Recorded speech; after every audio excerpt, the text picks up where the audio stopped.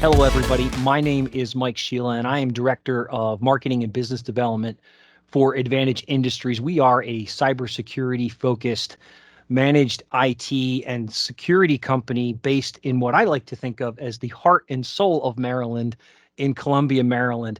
And today we are presenting the third in a three-part series about what to expect in business in the Mid-Atlantic marketplace. And you could say that I saved the best for last, and I don't know that I would argue or disagree with you. If you are a fan at all of the Mike and Allison After Hours podcast, you have seen each one of these people individually on those shows, and I wanted to bring them all together because we have three of the most significant industries represented today and a nice spectrum of business sizes as well. So we have Marianne Scully, who is the CEO of Howard Bank, and they are an emerging mid-market to enterprise level business based right here in Maryland. So Marianne, thank you so much for being with us today. No, it's great to be here. Thank you. And with that, we have the healthcare industry strongly represented by Rich Palarea, who is the CEO of Kermit. And, they are your classic small business here in the Maryland marketplace, which makes up, 80% of businesses in the area. Rich is also a serial entrepreneur, as we've discussed in previous segments and engagements. So, Rich, thank you so much for being with us today. That's my pleasure, Mike. Thank you for having me. And batting cleanup, a man who I used to refer to as boss and who is now the president of Linq Services, which is a technology company, which is incredibly crucial to the success of businesses here in the Maryland marketplace. George Hall, welcome to the presentation today. Thanks, Mike. Good to be here with everybody. Yeah. So I'm going to set the table as I have done in the previous two, where I want to get your impressions on what is that theme or that trend or that thing that you are seeing from your business clients in the Mid-Atlantic marketplace. In previous segments, we've talked about hiring the right people, the workforce challenges. How are they managing COVID? It's hard to believe that 2 years later, we are still discussing that as a significant concern for business leaders. Certain industries are thriving, certain industries are struggling, and everything in between. So it would only be appropriate if I said, ladies first.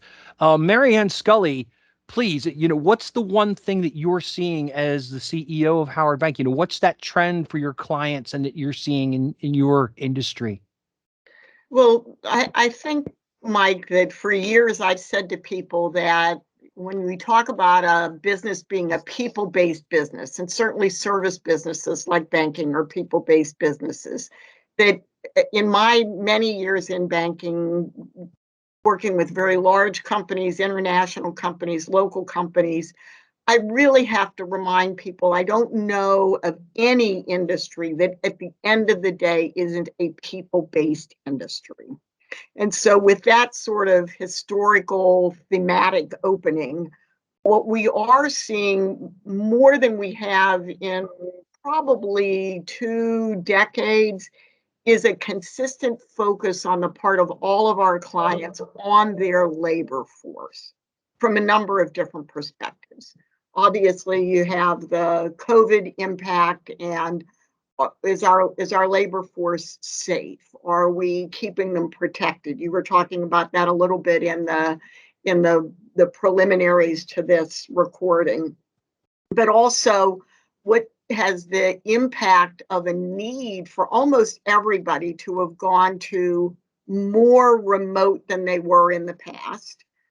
Even face-to-face businesses like our branches or hospitals who could never go into a totally remote mode found some of their administrative staff working more from a remote mode perspective. That's different processes, but it also awoke a number of people to, hey, maybe I want to work remotely forever. So COVID led to a lot of soul searching on, do people need to be in the office? Do people need to be together? And then as we came out of at least the first round of COVID, partly initially because of all the government incentive programs and the flexibility that that provided to people, partly because of a lot of this soul searching that did happen in our labor force, and all labor forces, we started to see a shift in whether or not people wanted to continue to work for the company. And not speaking particularly of Howard Bank, obviously our pending merger with FNB means that we've had to focus on how do we keep people up to a certain date, but then how do we make sure that they've got a landing place after that certain date if they're not being retained. Yeah.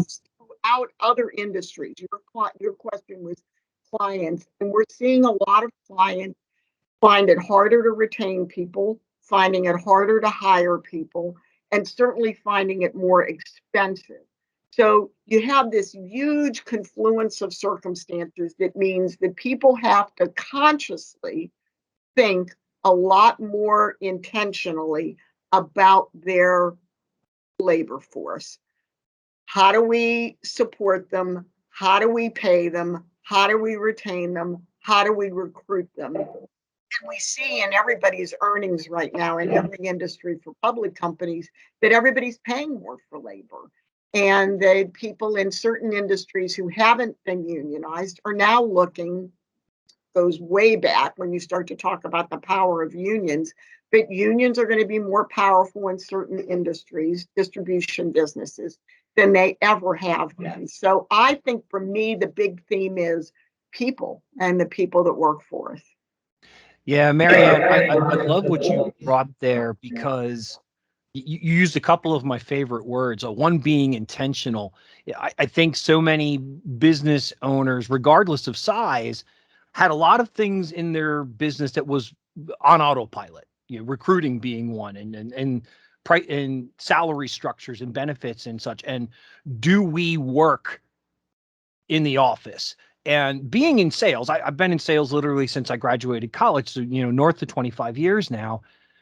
Sales always has that nomad approach. You're out in the field. It's a people business, right? As you said, that you have to engage people. So there's not a ton of value to a salesperson on a day-to-day basis to be in an office. But so many companies just held on to that so staunchly.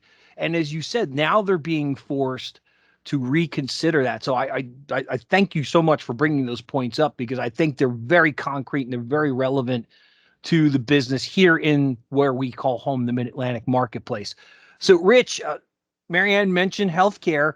I know you work really close with hospitals and you're seeing this stuff front and center.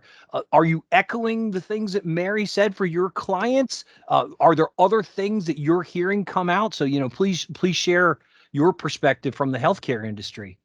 Yeah, absolutely. I mean, Marianne is spot on with all the comments she made regarding the labor force. For us, obviously, it's very acute.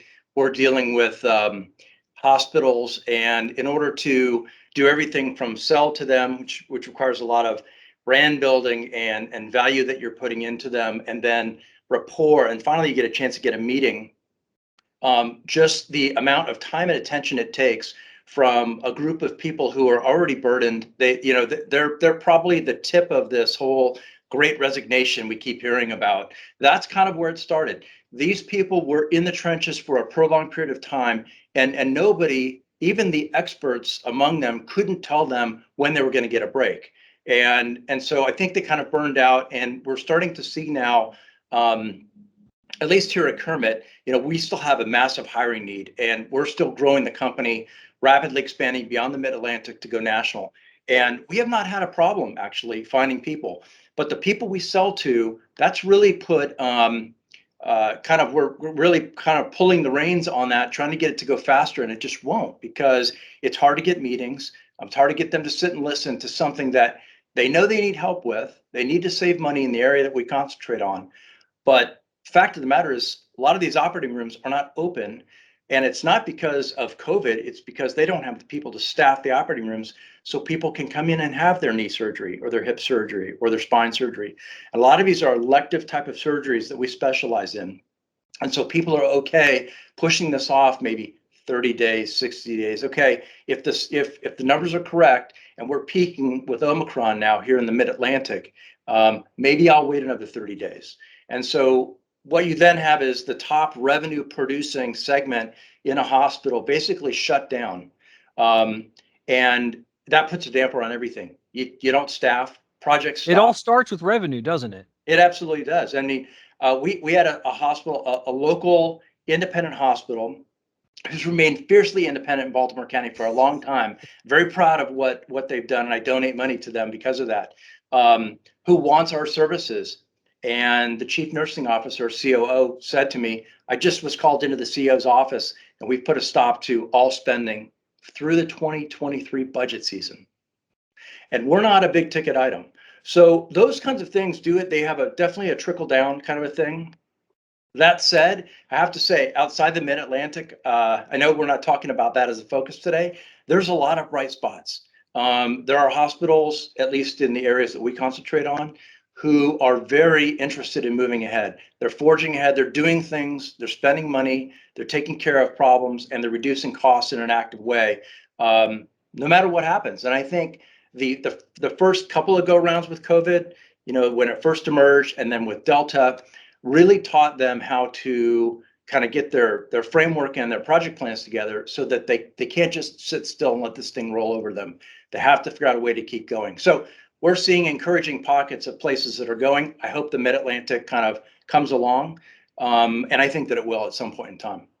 Yeah, Rich, I think you just made an aha moment observation there, is that success and revenue and profitability, that certainly is a company by company thing. It certainly is an industry by industry thing. And it's certainly a geographical map as well, that if you look at our area on the whole, there are bright spots within it, but maybe overall things aren't looking as well as we want them to. But if you look at the country as a whole, there are places where things are actually performing well. And I think that's a key metric for our audience to take away from this, is if you look at your industry, and I don't mean you specifically, but the people that are watching, you think about this. I am a huge fan of the Pareto principle, and I'm a huge fan of 80-20.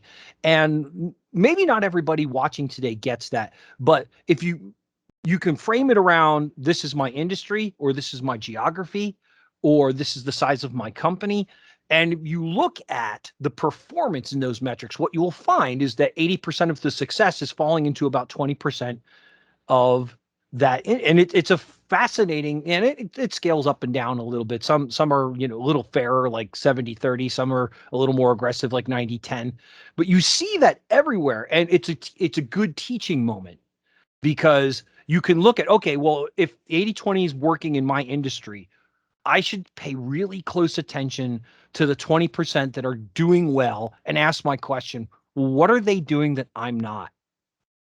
Because that could be the watershed moment that propels you to success in 2022. So Rich, thank you for the aha moment. That's making this presentation worth the time for me today. And George, you and I see the business world through a technology lens. And I think every business has to do that.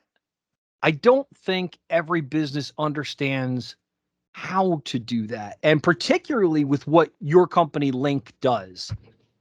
COVID made companies like Linq 10 times more important, because we are existing in a virtual environment now.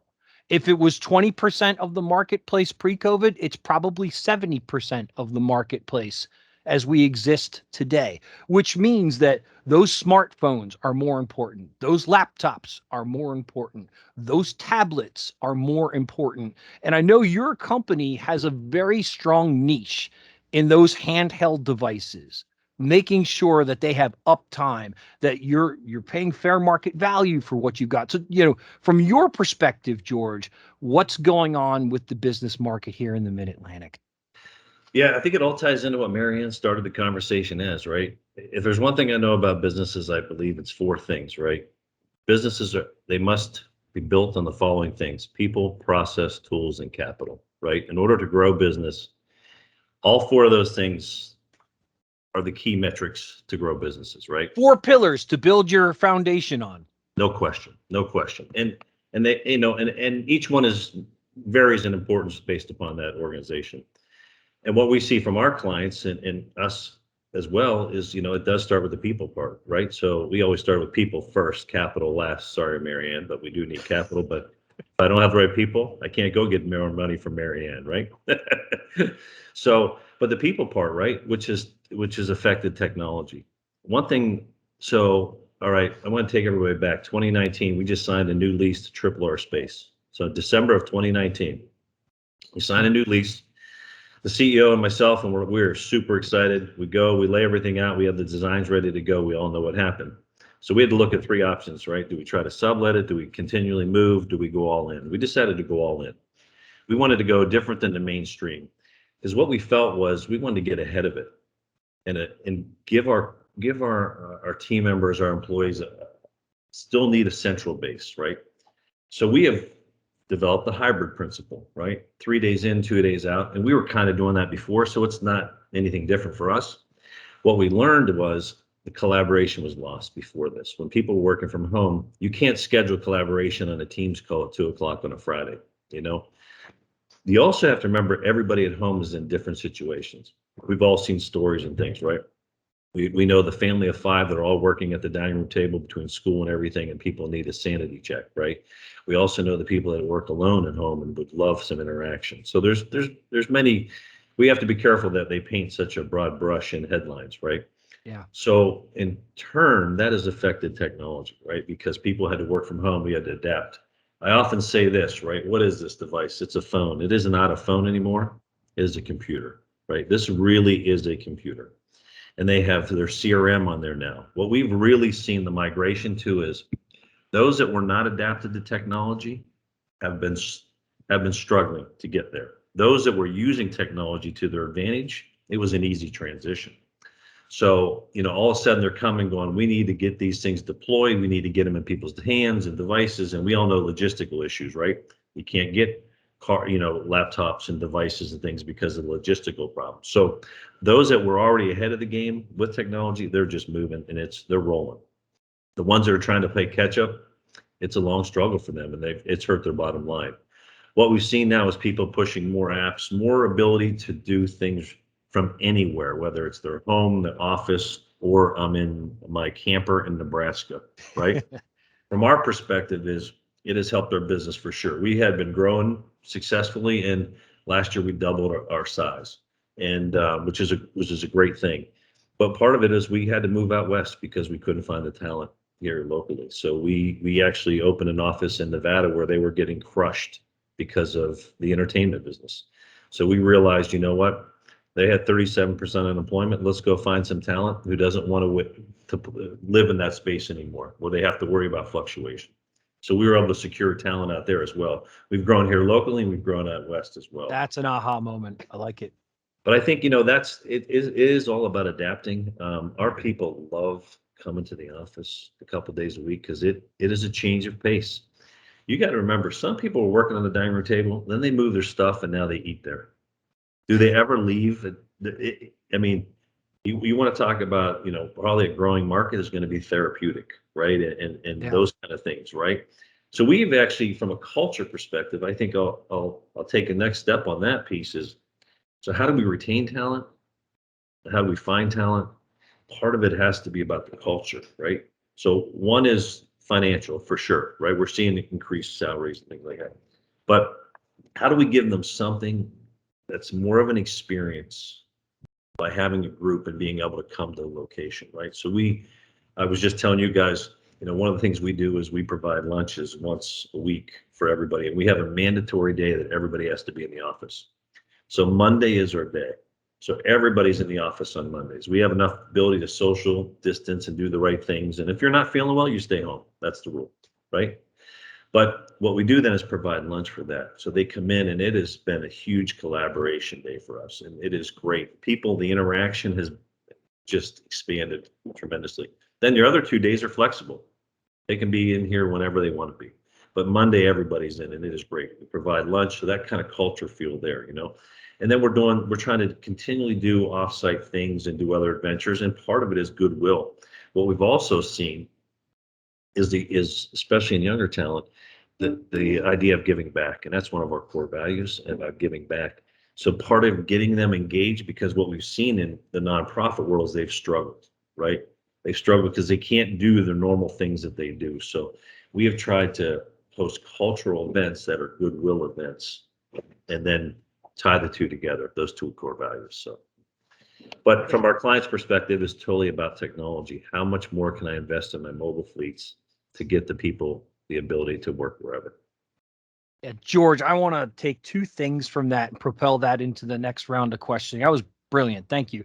It's giving back to the community and collaboration. And I know each of you giving back to the community in more ways than I can count on all my fingers and toes. You're all three of you are entrenched in the community in very unique ways that stamp your brand on our marketplace. So I love that.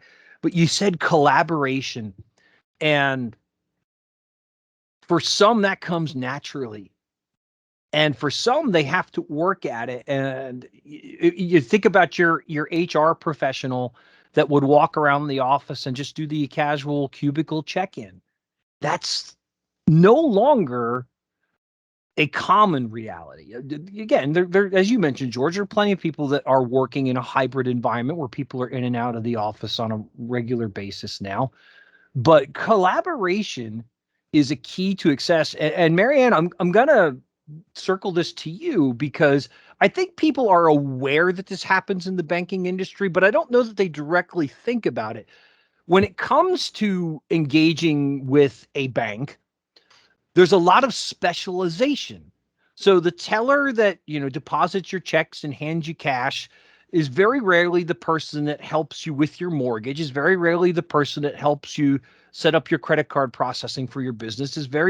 So they're very specialized in their skills and experience, which makes collaborating 100 times more important, because maybe it's Bob, the teller, that has the relationship with the person, but it's Mary who's going to work with them on their mortgage. So Bob and Mary really need to get on the same page and understand each other's actions and intentions when they engage clients. So I'm curious to hear what Howard has done for collaboration to help enhance and your client, because I know your clients are pleased with you. Your organization's thriving. You talked about the merger peripherally there, so congratulations on that. So what are your approaches for collaboration?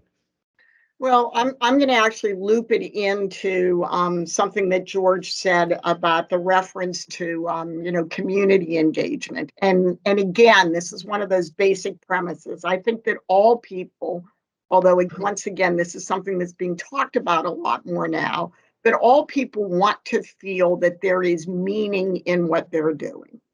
That's a teller, that's a loan operations back office person, as much as it is a CEO or a CFO or a relationship manager. Everybody wants to feel there's some meaning in what they do. And I think that one of the drivers in any company, certainly one of the things that we've tried to focus on from the very beginning, is understanding people, helping people understand the impact that they have on their company, on their clients, and on the larger community. And that means just consistently talking about this and reinforcing it so that people understand they are making a difference. That's a huge piece of, first of all, helping to engage people in your company. But once you're engaged in your company, then that sets the foundation for collaborating with one another. Because if you help everybody understand how what they're doing individually and collectively is making a difference, it forms a bond between people that might not work with each other every day. That how are we making a difference? What's our impact? That's the common bond that they have with one another, and it makes collaboration possible from that point forward. It doesn't do the collaboration, but it sets the foundation for the collaboration. I think from there, that's one of your favorite words, you have to be very intentional. And that involves a lot of different elements. First of all, it involves a lot of cross training. You can't allow somebody to only understand what it is that they do 90% of the time, accepting that check, facilitating those withdrawals. It's also how do we leverage the fact that the teller very often is the person that has the primary relationship? How do we leverage that fact so that they're listening for things that will allow them to go to one of their colleagues and connect that customer or prospective customer with their colleague who might be able to do something else for them other than what the bank is doing now. So it starts with common ground. We're all in this together, but then very tactically, not strategically, it needs to move into a lot of cross training, awareness of other products.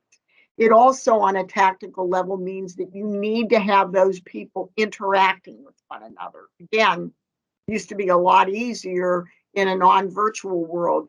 You would have happy hours. You would have opportunities for people to join together in regional meetings, company-wide meetings, where they actually got to rub shoulders with their colleagues and put a face with a name and understand, oh, this is what that person does that can help me do my job better, help me help my customer better.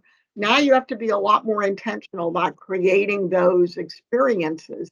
We do virtual happy hours. They're probably not as much fun as they were in the beginning. You have to find ways to spice those up and get them going. We did an in-person happy hour when the weather was still reasonably good a few weeks ago on the patio outside our headquarters building. But in addition to training people, making them aware of how they work with one another, you do still need to provide opportunities for them to get to know one another. And then the other thing that you can do, and I put this at the bottom of the list because I don't like to start everything with financial incentives, but you can make sure that people are incented to work with one another. And whether that's incenting them to make referrals to one another, or whether it's making sure that incentive systems don't cause people to have this it's mine mentality. If two people were involved in a sale, give them both credit for the sale. Don't be selfish, don't be overly thrifty. Give them both credit for the sale. So again, it's thinking about what do I need to do to make sure that people know one another, understand what the other person's doing, and want to work together. So I got 3 great things out of that, Marianne. Thank you. I'm going to start with one of the last points you made, which is that financial incentive. And I think so many companies think spend it and they will come. And there is value to, as you pointed out, strategically spending money, but that shouldn't be item 1. It should be probably item 8 or item 9 in a long list of how are we going to get everybody moving forward. And I think a lot of companies just don't get that.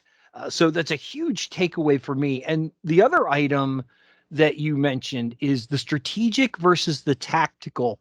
And I think a lot of business owners struggle with that. I think they don't necessarily recognize this is what I'm doing right now is tactical to make my business successful in this moment today. And that doesn't mean it's unnecessary, but it's tactical. Whereas when we put a lot of hard work into the strategic elements of what takes to make the business successful, that the tactical becomes less daunting. It becomes less time consuming and we can flow through it. And the last point, and you didn't empirically say this, but it was there through the whole conversation. So I'm going to angle over to Rich to pick up these reins is I know all 3 of you are consummate sales professionals.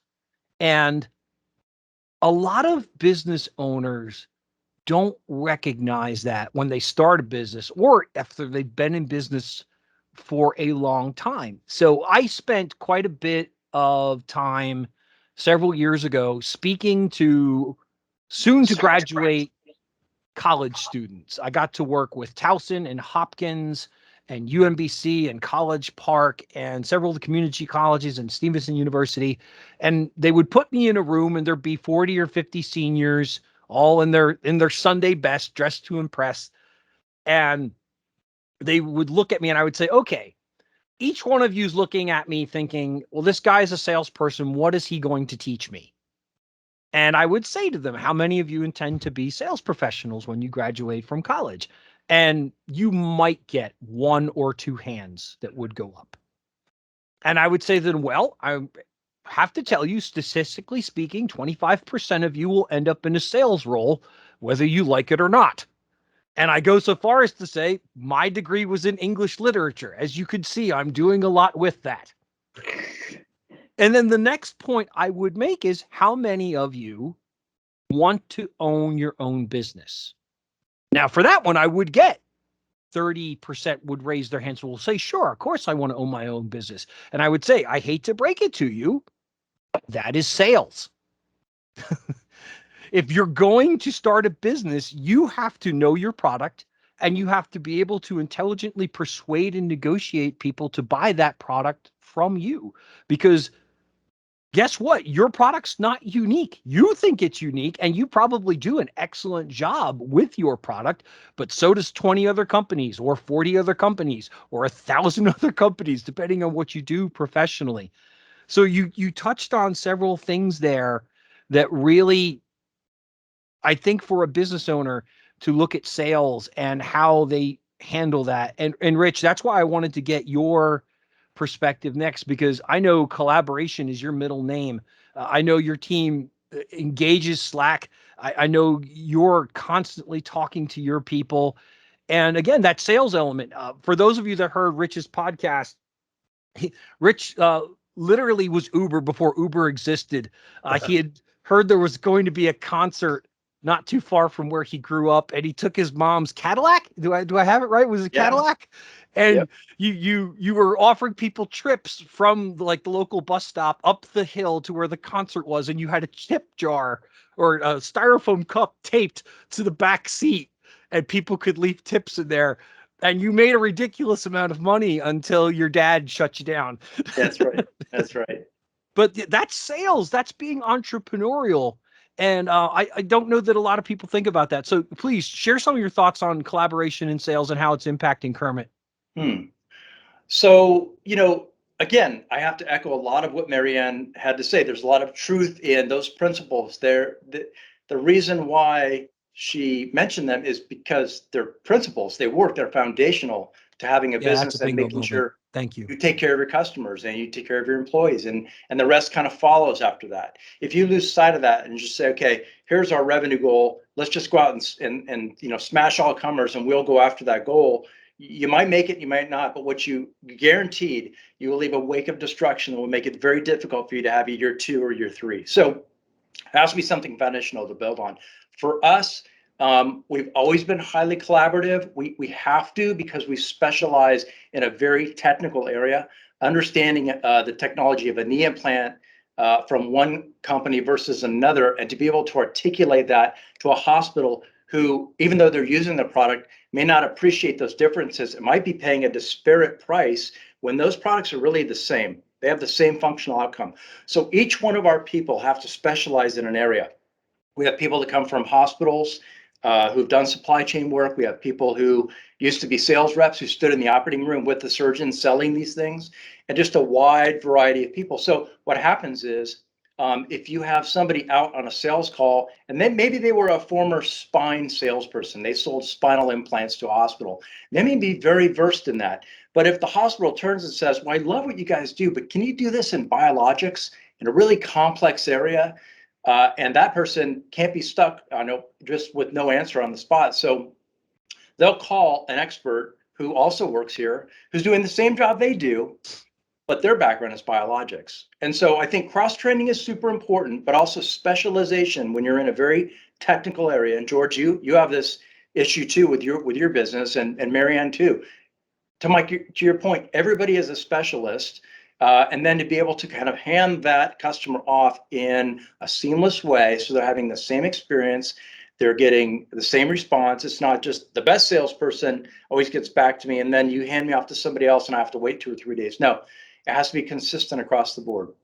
And every Big Mac that comes off the line in any country has to look, smell, taste, and like a Big Mac. There are those principles that we use here to make sure that we have that intact. So it's a small team, although we've doubled our size in 2021. We're up to 25, 26 people now, and still growing very quickly. There's a high degree of specialization, and then a significant reliance upon technology. You mentioned Slack.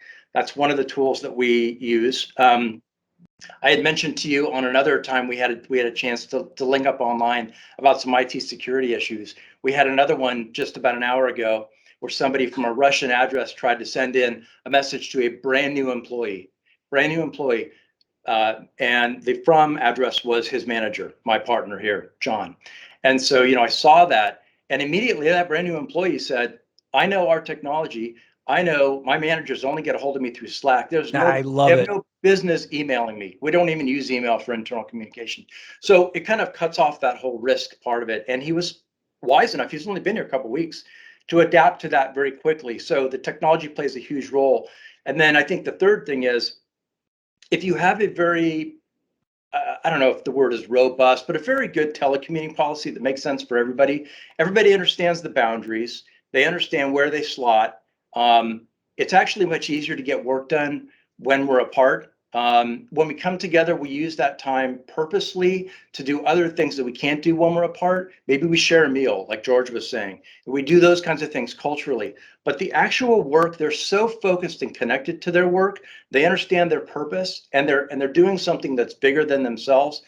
They can't do it on their own. They have to rely on the team. And so there's definitely a lot of collaboration, a lot of things with online file sharing that's collaborative, where we can be in the document or in the spreadsheet at the same time and work together and work on something as a team, as a project. And then a lot of reliance on project management tools, so we have a lot of visibility across what everybody's doing. So all of that is actually selling, whether you think you're in a sales role or not. Every single one of those people touch a customer, which means everybody customer experience. Yeah, you have to be super in tune with when somebody isn't giving you feedback, to not just say, "Okay, I guess we'll wrap the meeting up early," but like take a moment and say, "Is everything okay? Did we make a mistake? No, I'm just having a really hard day. It's a COVID day here again in the hospital. So, okay, we get it. We're going to let you go. What can I do for you to take a little bit of load off your plate? Let me take that work from you and I'll get it back to you this afternoon. You don't have to worry about that." And so everybody is always building that rapport and ensuring that there's a good experience for the customer, for sure. Yeah. So, wow. Bingo moments all over that one. The customer experience. And I think a lot of business leaders struggle with, what does that mean? I know our company, we have a director of process improvement now. Now, we're only 35 people, but we recognized we want to be the best at what we do. So we're going to put a person that can interdepartmentally engage and interact and say, "We can't do this without you." You're absolutely right. I know enough to be dangerous, as I'm fond of saying. I can't do my job without my team. And we have a quarterly company meeting. And every time the president says, "Mike, do you have anything to say?" my comment is the same every time. I say, "I want to thank everybody that's in the back of the house that doesn't engage with the customers regularly unless something's wrong, because I cannot do my job without you. And the quality of work that you put forth allows me to sell with confidence." And I think so many organizations struggle to get those things. So the collaboration, the separation of tactical and strategic. Rich, thank you. And for you, George, I know that you are a sales professional through and through. You started in the industry that way, and you recognized that potential in me. So when George first hired me, I think it's fair to say he viewed me as a diamond in the rough. And shortly after starting to work for him, he realized that was an accurate assessment. And I was a piece of iron that George sharpened on other pieces of iron. And I remember there were times that I was pretty mad at him, like, hey, I know what I'm doing. I don't need this. And George would just restingly assured, put a hand on my shoulder and say, you absolutely do, Mike, and we're going to get you there. And, that's leadership in summation. That's being an owner, somebody who's vested in the success of their people. And I think you've all said that to an extent. So, George, I'm going to let you have the last insights here, and then we're going to wrap up today. This has been tremendous. Yeah, I'll take that to, I think, leadership, right? We're all looking for the next generation of leaders within our organization, right? Especially if you're having turnover. People are having turnover, right? So as we always say, we just need to make sure that there's the next person in line and we're preparing. With that, we have really focused a lot of effort on training internally and externally. Here's what I mean.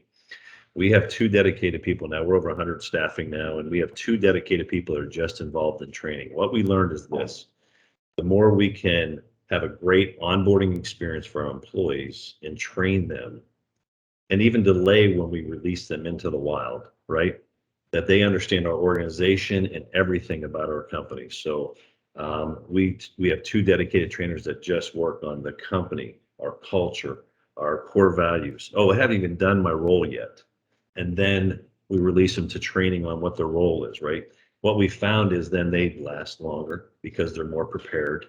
Then what we do is we have to make sure they believe in the cause. Something that Mary Ann said, right? It's about a purpose. It's a purpose externally and internally, okay? They have to understand what is our mission, and everybody has to be involved in that mission, right? We'll use our core values to get to the mission. We actually do 3, like State of the Unions, because we're Linq with a Q. We do a State of the Q. Nice. So, and when you're across the country and you have remote people, we do it virtually in video, and we have people in all offices and we do it. But it really is, everybody knows what's going on in the business. They also know our mission. So in February, we'll recap last year and we'll kick off what our goals are. In turn, we have dashboards all through our company and remotely that they can see exactly what's happening. They know our sales numbers. They know what our goals are, because Transparency. Love it. transparency is everything, right? Because they all, when we get a sale, everybody knows how that trickles down to everybody in the organization. They all know they're in sales, even though they don't specifically go out and be a hunter. So we talk about that, but now they're engaged and they celebrate success of the sales team, and the sales team celebrates success of the support team. So everybody's seeing the success together. The final piece is believing in outsourcing. Hey, the reason we exist is because people can't find enough IT people, right? So what do? Then you have to find partners. What we like to say is be a valued partner, right? Yes, are you outsourcing? You are. But I like to think we're a valued partner, whatever organization we're with. So whoever is out there, whatever type of organization, sometimes you have to rely on a valued partner to fulfill that staffing or that need that you cannot get internally, right? There's a reason why they hire Rich, right? There's a reason why Mary Ann and the team helps them financially. They're not just making it, they have to use valued partners to grow the business. So in turn, what we do is we also do coaching of our leadership, which I'll bring it back to, is we work with companies like a Tab or other consultants we bring in to coach our future leaders and coach our teams. Our sales teams hit their number every year. All right. Every year. We're blessed. You know what? I still have an outside sales coach, and they're all rock stars. We still have an outside sales coach that coaches them every month. It is not done internally. It is done externally. And sometimes it's back to the basics and things, but every department here is being coached by somebody somewhere. So the training, the coaching, the final piece is just leverage technology, right? In a sense, leverage technology to help you grow your business, and don't be afraid of change, right? I welcome change, right? If you've been in business for a long time, it always changes, right? And Get you have comfortable with being uncomfortable. Absolutely. I love it, because you know what? Change means there's opportunity for me, right? So I think change brings opportunity, and I think we've all seen this the last couple of years. Yeah, George, that last point that you made, do what you do best and outsource the rest. No question. And for every company, it's going to be different. Some organizations, they're going to have 80% in-house and 20% outsourced, and other organizations are going to be the exact opposite, and some are going to be 50-50. But I think that's a takeaway that business owners watching this today should take a hard look at. What am I insisting on doing internally that I would be much better off doing with an external strategic partner? And George, you and I face this a lot. People will say, oh, well, you want to replace my staff. No, I don't want to replace your staff. What I want is for your staff to do things that they are exceptional at. So if you've got an in-house technology person, let them work on things that drive revenue for your organization. Or protect, right, Rich? There's an example right there, Yeah, or protect. So everyone, I want to thank you all so much for participating today.